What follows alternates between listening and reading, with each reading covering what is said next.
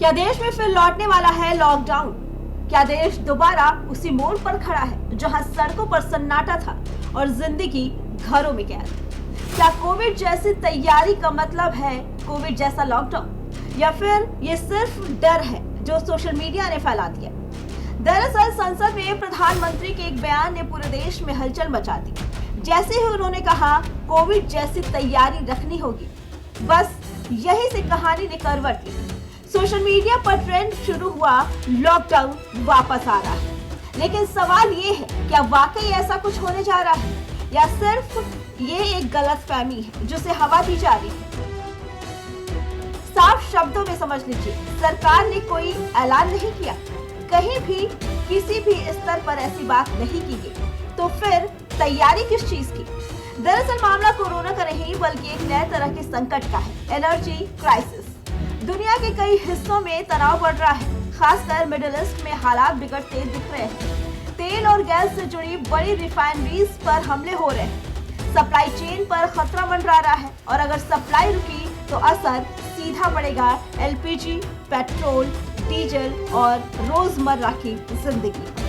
लेकिन असली खतरा यहाँ भी सप्लाई से ज्यादा है और वो है पैनिक। क्योंकि जैसे ही डर फैलता है, बाजार में अफरा तफरी मच जाती है, लोग जरूरत से ज्यादा सामान खरीदने लगते हैं और तभी एंट्री होती है जमाखोरों की। एक घर में 50-60 सिलेंडर, कहीं 300-400 का स्टॉक और फिर वही सिलेंडर ब्लैक में दोगुने दाम पर बिकता है। यानी संकट से पहले ही संकट पैदा कर दिया जाता है। सरकार इसी खेल को रोकना चाहती है, इसलिए इस बार पहले से तैयारी हो रही है। सुरक्षा एजेंसियों को अलर्ट पर किया गया, साइबर सिस्टम पर कड़ी नजर रखी जा रही है, बॉर्डर और कोस्टल सिक्योरिटी मजबूत की जा रही है और सबसे अहम, जमाखोरों और अफवाह फैलाने वालों पर सख्त कार्रवाई के निर्देश दिए गए। सरकार का साफ संदेश, घबराने की जरूरत नहीं, सप्लाई बनी रहेगी। घरेलू गैस की उपलब्धता बढ़ाई जा रही है, कमर्शियल सिलेंडर की सप्लाई भी तेज कर दी गई है और पाइपलाइन गैस यानी पीएनजी को तेजी से बढ़ावा दिया जा रहा है। यानी सिस्टम को मजबूत किया जा रहा है ताकि हालात बिगड़ने ही ना पाए। लेकिन सोशल मीडिया वो आधी सच्चाई को पूरा डर बना देता है। तैयारी को लॉकडाउन बना दिया गया, अलर्ट को इमरजेंसी बना दिया गया और देखते ही देखते हैशटैग लॉकडाउन ट्रेंड करने लगा।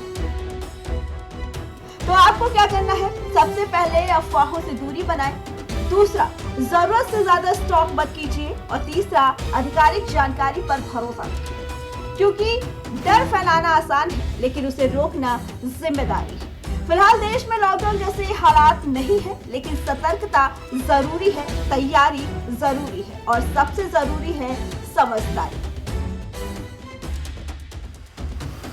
Bureau report, time TV.